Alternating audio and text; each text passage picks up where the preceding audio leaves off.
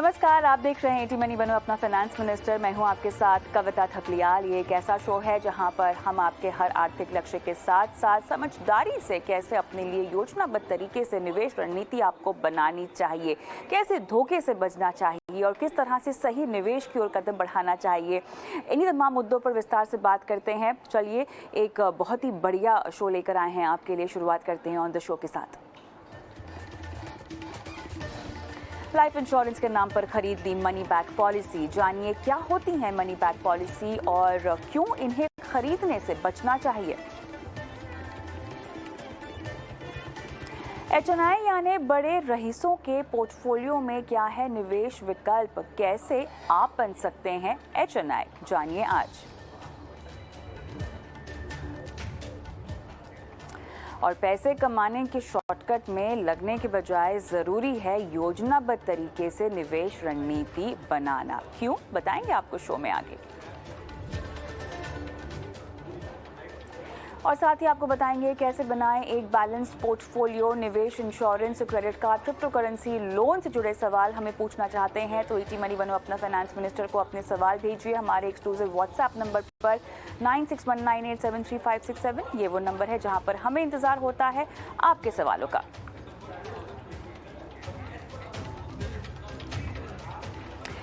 चलिए, तो आज शो की शुरुआत हम करने वाले हैं मनी बैक पॉलिसीज से। जी हाँ, बहुत सारे लोग मनी बैक पॉलिसीज के बारे में दरअसल जानते ही नहीं हैं क्योंकि इनको लाइफ इंश्योरेंस पॉलिसीज के रूप में बेचा जाता है। इन्वेस्टमेंट और इंश्योरेंस का मिक्स्ड प्रोडक्ट है और अधिकतर लोग इसको सही तरीके का इंश्योरेंस समझकर खरीद लेते हैं क्योंकि बहुत बड़ा फ़ायदा, नाम जैसे कि इसका है मनी बैक पॉलिसी, आपको कुछ अंतराल के बाद, कुछ समय के बाद कुछ पैसा वापस दिया जाता है और इस चक्कर में आकर लोग इस पॉलिसी को खरीदना समझदारी का निर्णय भी समझते हैं। लेकिन वाकई में क्या होती हैं मनी बैक पॉलिसीज और क्या आपके पोर्टफोलियो में इनको जगह मिलनी चाहिए, आइए इस पर विस्तार से बात करते हैं। महावीर चोपड़ा, फाउंडर बेशक.org इंश्योरेंस, हमारे साथ जुड़ गए हैं। महावीर, गुड इवनिंग, स्वागत है आपका। इंश्योरेंस के तमाम मुद्दों पर आपसे लगातार बात होती रहती है लेकिन आज हम मनी बैक पॉलिसीज़ पर बात करने वाले हैं।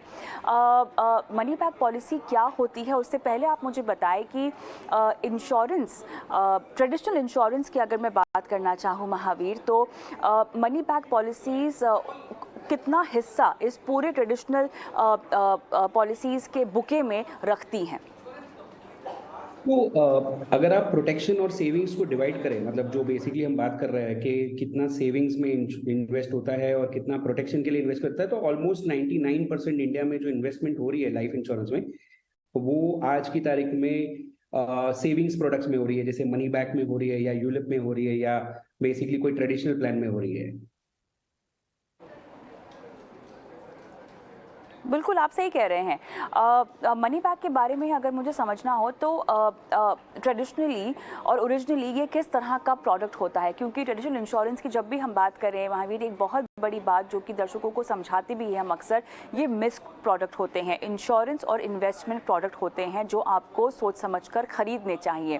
क्लियरली आपको जो खरीदने का उद्देश्य है, जो मकसद है, वो क्लियर होना चाहिए और उसके अलावा जो ऑलरेडी प्रोडक्ट्स आपके पोर्टफोलियो में है, क्या उनके रहते हुए आपको इस तरह के प्रोडक्ट के लिए जगह है या नहीं, ये सब चीज़ें आपको अपने फाइनेंशियल पोर्टफोलियो में शामिल करनी चाहिए डिसीजन लेने से पहले।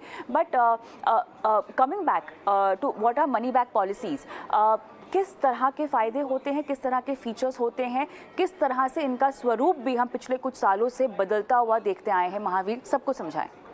राइट, तो मनी बैक जो पॉलिसी होती है उसका सबसे जो इम्पोर्टेंट चीज़ है कि उसको समझना बहुत इजी है और उस समझने में लोग गलती कर देते हैं।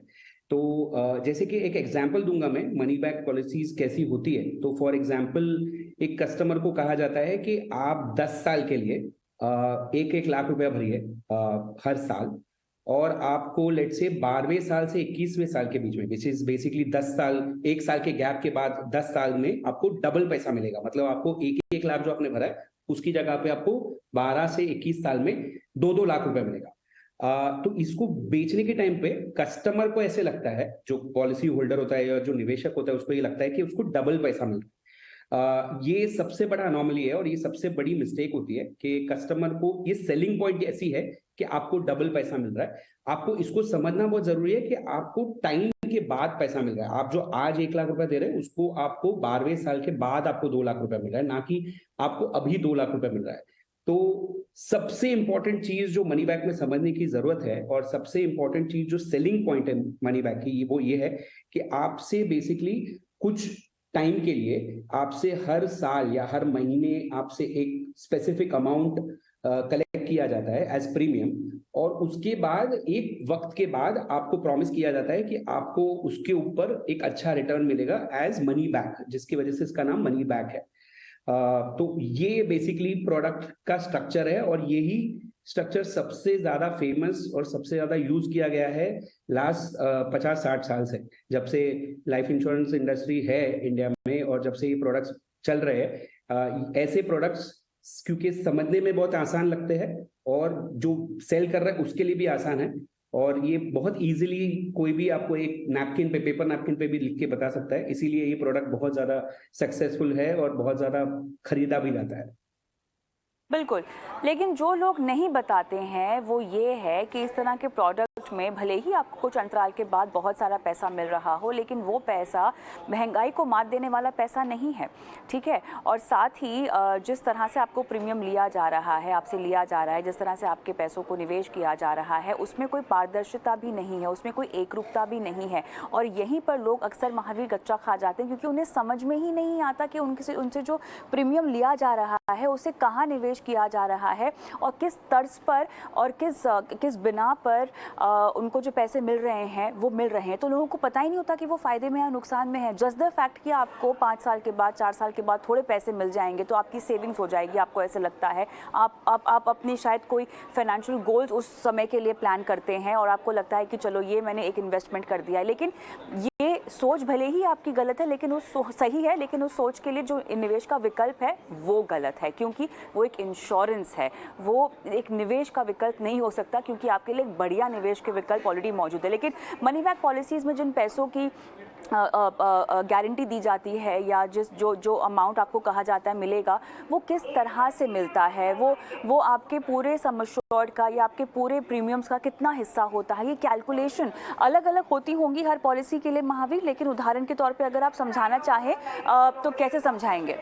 तो उदाहरण के तौर पे सबसे जो पॉपुलर प्लान है वो यही है कि आप 10 साल के लिए, आज से लेके 10 साल के लिए 1-1 लाख रुपया हर साल भरिए, और 11th ईयर का एक पीरियड रहेगा जो एक टाइप का कूलिंग ऑफ पीरियड रहेगा, और 12th ईयर से 21st ईयर के बीच में आपको 2-2 लाख रुपए मिलेंगे। इस बेसिकली एक टाइप का जो प्लान है जो सबसे ज्यादा पॉपुलर है। इसमें क्या लोगों को नहीं पता होता है वो जानना बहुत जरूरी है। 3 चीजें जो लोगों को नहीं पता होती है। एक कि ये आप इस प्लान में अगर आप एंटर हो गए तो आप एग्जिट नहीं हो सकते, आपको सारे 10 साल का प्रीमियम पेमेंट करना ही है। अगर आप ड्रॉप करते हैं तो आपको बहुत भारी लॉस होता है, almost loss to the extent of 70 से 80% लॉस आपको लॉस हो सकता है। दूसरी चीज, आप ये पैसे विड्रॉ भी नहीं कर सकते बिफोर हैंड, आपका ये पैसा इनलिक्विड रहेगा वो 10 साल के लिए, और उसके बाद भी जब आपको पैसा मिलेगा वो जो शेड्यूल है उसके हिसाब से ही मिलेगा। तो अगर आपने ये सही तरीके से समझा नहीं है कि आप विड्रॉ कैसे कर सकते हैं, आप कब ये स्कीम से एग्जिट कर सकते हैं, तो आपको बहुत ज्यादा नुकसान हो सकता है, जो बहुत लोगों के साथ नुकसान होता भी है, बिकॉज वो समझते नहीं है या तो उनको समझाया नहीं जाता। और तीसरा चीज जो सबसे इंपॉर्टेंट है कि ये मेंटल मैथमेटिक्स जो है इसका, कि आपको जो दिखाई देता है एक इल्यूजन कि 1 लाख 2 लाख होता है, वो आपको एक एक्सेल शीट में या स्प्रेडशीट में या कोई ऑनलाइन कैलकुलेटर में डाल के कैलकुलेट करना चाहिए एक्चुअल रिटर्न ऑफ इन्वेस्टमेंट क्या मिल रहा है। तो अप्रोक्सीमेटली 4 से 5.5 से 6% इसमें रिटर्न ऑफ इन्वेस्टमेंट मिलता है, और वो दिखता है कि 200% जैसा है। तो अगर आपको कोई ये 200% बोल के सेल कर रहा है तो आप ऑब्वियसली उनसे दूर भागिए।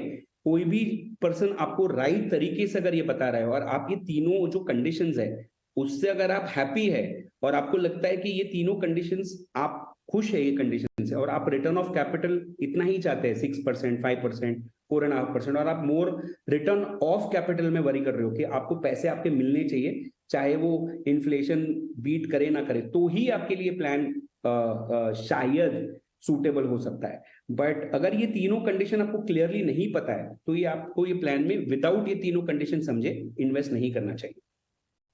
वीर, बहुत चौंकाने वाली बात कही है आपने कि अगर आप इस प्लान में आ गए हैं तो आप निकल नहीं सकते। वाकई में अब जिन लोगों के पास ये है तो मतलब उनके पास सरेंडर का कोई ऑप्शन नहीं है क्या? सरेंडर का ऑप्शन है कविता, बट वो ऑप्शन ऐसा है कि ऑलमोस्ट जैसे नहीं है, क्योंकि आपके जो पैसे कटते हैं, लेट्स से फॉर एग्जांपल आप सेकंड ईयर या थर्ड ईयर के बाद जो मोस्टली सरेंडर वैल्यू जनरेट होता है इसमें, वो आपको ऑलमोस्ट 70% पैसे उसमें आपके कट जाते हैं। तो लेट्स से अब मैंने 1 लाख पहले साल भरा है, दूसरे साल 1 लाख भरा है, और मैं तीसरे साल एग्जिट करना चाहता हूँ, तो मुझे 2 लाख रिटर्न नहीं होगा, मुझे शायद 60,000 रुपया 50,000 रुपये रिटर्न होगा। बिकॉज ये प्लान बनाया ही वैसे गया है कि इसमें बेसिकली डिसिप्लिन क्रिएट करने वाला प्लान है कि आपको 10 साल आपको इन्वेस्ट करना ही पड़ेगा। अगर आप ये जानते हैं तो कोई प्रॉब्लम नहीं है, बट अगर आप नहीं जानते हैं तो आपको बहुत भारी लॉस होगा, जैसे मैंने कहा। दूसरा है कि आप ये सोच रहे हैं कि 3 साल अपने भर लिया, 4 साल अपने भर लिया पैसे, और आपके पास ये पैसे पड़े हैं, तो जैसे एफडी में आप पैसे डालते हो तो शायद थोड़ा बहुत लॉस करके आप एफडी तोड़ सकते हो, इसमें वो आप नहीं कर सकते हो, आपको बहुत ज्यादा लॉस होता है इसमें। तो आपको लिक्विडिटी, एग्जिट कंडीशंस, ये दोनों समझना बहुत जरूरी है, वरना हेवी लॉस हो सकता है आपको। तो यूजुअली जो कस्टमर्स है इनके पास ऑलरेडी ये पॉलिसीज है, उनको अगर वो बहुत अर्ली है, अगर उन्होंने 1-2 साल ही पे किया है, तो उनको ये लॉस बेयर करके एज अ लर्निंग ये बेयर करके एग्जिट कर देना चाहिए, अगर उनको ये प्लान में इंटरेस्ट नहीं था और उन्होंने गलती से खरीद लिया। और अगर सपोज 7-8 साल कंप्लीट हो गए और 1-2 साल ही बचे हैं, तो आप ये प्लान को पेड अप में कन्वर्ट कर सकते हैं। पेड अप का मतलब ये होता है कि प्रपोर्शनेटली आपके सारे बेनिफिट्स कम हो जाएंगे, लेकिन वो प्लान चलते रहेगा, आपको प्रीमियम पे करने की जरूरत नहीं है। तो ये 2 एग्जिट के ऑप्शन होते हैं। एक, आप एग्जिट कर दीजिए, पेमेंट बंद कर दीजिए, और आप बेसिकली पॉलिसी में जो भी रिटर्न मिल रहा है वो आप ले लीजिए, जो भी आए 30% आपने जो भरा है उसका है वो ले लीजिए। और अगर आपने बहुत साल पे कर दिया और 1-2 साल ही बचे हैं, तो आप उसको प्रपोर्शनेटली कट डाउन करके उसको पेड अप बना सकते हैं, जिसकी वजह से आपको रिटर्न्स कम मिलेंगे, लेकिन आपको आगे इन्वेस्ट करने की जरूरत नहीं है प्लान में। तो वैसे आप एग्जिट कर सकते हो ये प्लान से। तो महावीर, कहने का मतलब यहाँ पर ये भी है कि इसमें इंश्योरेंस का कोई ऐसा कॉम्पोनेंट नहीं है ना? कि है कंपोनेंट है, ऑफ कोर्स है, बट इंश्योरेंस का कंपोनेंट आप बोनस की तरह लेना चाहिए इसको, क्योंकि लेट्स से अगर आप यूजुअली इसमें 10 टाइम्स ऑफ प्रीमियम इन्वेस्टेड का कवर होता है। तो अगर आप एनुअल प्रीमियम 1 लाख भर रहे हैं या 8,000 रुपया महीने का भर रहे हैं, तो मल्टीप्लाइड बाय 10 जो भी प्रीमियम का है वो आपका कवर होता है। तो अगर आपने 1 लाख रुपए साल का भरा है तो आपको 10 लाख का कवर मिलेगा। इसको अगर आप इंश्योरेंस के हिसाब से ले रहे हैं तो आप सबसे बड़ी गलती कर रहे हैं। ये इंश्योरेंस नहीं है, ये इन्वेस्टमेंट प्लान है, जिसमें आपको गारंटी मिल रही है कि आपको पैसे वापस मिलेंगे, और इसके कुछ टर्म्स एंड कंडीशन जो आपको समझने की जरूरत है अगर आप ले रहे थे। बट अगर आप इसको इंश्योरेंस समझ के ले रहे हैं तो आप बहुत बड़ी गलती कर रहे हैं, बिकॉज आप 1 लाख में आपको 10 लाख का कवर मिल रहा है, जबकि आपको टर्म इंश्योरेंस में 1,000 रुपए में आप मंथली 1,000 रुपए में या 12,000 रुपए साल में आपको 1 करोड़ का कवर मिल सकता है, अगर आप 25-30 के बीच में है तो इंश्योरेंस अगर आप देख रहे हैं, लाइफ इंश्योरेंस जो आपकी फाइनेंशियल सिक्योरिटी के लिए देख रहे हैं, तो फिर टर्म इंश्योरेंस लेना चाहिए। और अगर आप सेविंग्स देख रहे हैं तो आप ये प्लान को कंसिडर कर सकते हो, आपके सारे और जो भी ऑप्शन है उसमें एफडी, पीपीएफ सारे में, और आपको सारे कंडीशंस अगर सही लग रहा है, जैसे मैंने आपको कहा exit, liquidity, return of capital, ये सब अगर आपको क्लैरिटी है तो ही आपको इन्वेस्ट करना चाहिए प्लान। तो महावीर, मुझे कुछ उदाहरण दीजिए ना, बाजार में किस तरह के नाम से या किस नाम से मनी बैक पॉलिसीज बेची जाती हैं, सेविंग्स प्लान के नाम पर ये बेची जाती हैं, किस किस तरह से? बिकॉज इंश्योरेंस में एक बहुत कॉमन फैक्टर देखा गया है, आप भी शायद इस बात को मानेंगे कि ना जो इंश्योरेंस कंपनियां होती हैं वो बहुत ही इमोशनल ट्रैप करके आपको इस तरह की पॉलिसीज़ बेचती हैं, कहीं ना कहीं ज़रूरत इस तरह की पॉलिसीज़ की महसूस करवाती हैं।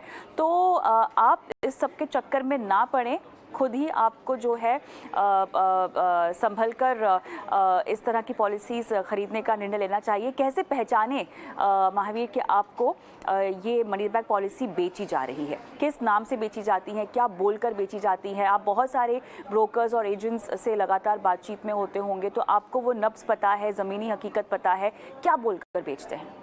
तो प्लान्स के नाम के चक्कर में नहीं पड़ना चाहिए, बिकॉज इनके प्लान के नाम का कोई रेगुलेशन नहीं है, इसका प्लान का नाम कुछ भी हो सकता है। कभी कभी प्लान का नाम बहुत क्लियर होता है, जैसे गारंटीड इनकम प्लान होता है या मनी बैक प्लान होता है, तो उसमें आपको क्लियरली समझ में आ जाएगा कि ये वैसे टाइप का प्लान है। बट इसका नाम कुछ भी हो सकता है। मतलब उसमें आप वो प्लान के नाम से आपको कभी पता नहीं चलेगा कि ये प्लान कौन सा प्लान है।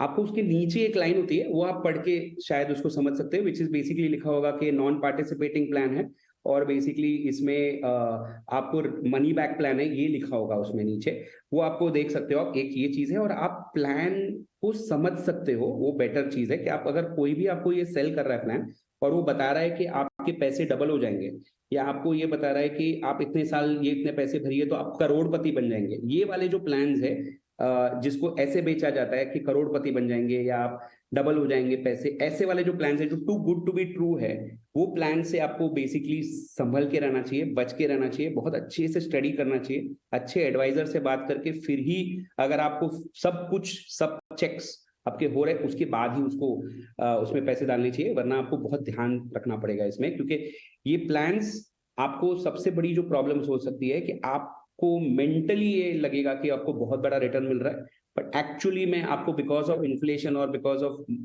डिप्रिशिएटिंग वैल्यू ऑफ मनी आपको रियलाइज नहीं होगा कि जब आपको ये पैसे मिलेंगे तब उसका वैल्यू इतना नहीं होगा जितना आज है।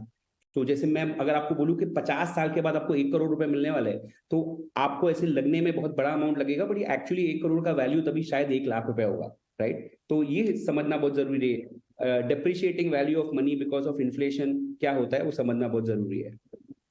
आखिरी सवाल महावीर, मुझे बताएं टैक्स इम्प्लीकेशन इस तरह के प्रोडक्ट को लेकर क्या होते हैं? जो आपको पैसे मिलते हैं क्या उस पर आपको कुछ टैक्स चुकाना होता है? नहीं, तो ये भी एक चीज है जिसकी वजह से ये सेलिंग पॉइंट है ये प्लान्स का, कि जब आप ये पे करते हो इसका प्रीमियम तो वो 80C में कवर होता है, तो आप उसका डिडक्शन ले सकते हो। और जब आप बेसिकली इसको रिटर्न ले रहे हो वापस, तो ये कंप्लीटली टैक्स फ्री होता है, आपको कोई भी टाइप का टैक्स नहीं लगता है इस पे, ये पूरा ही टैक्स फ्री होता है जो आपको रिटर्न मिलता है। तो ये भी एक सेलिंग पॉइंट होता है कि आपको जो पैसे मिल रहे हैं वो टैक्स फ्री है, जो कंपैरिजन में जब आप अगर एफडी से कंपेयर करोगे या किसी से भी कंपेयर करते हैं तो उसमें टैक्स का एक इम्प्लीकेशन होता है, ये एक सेलिंग पॉइंट भी होता है। तो ऑल द फीचर्स इसमें जितने भी रिटर्न्स आते हैं वो सारे टैक्स फ्री होते हैं।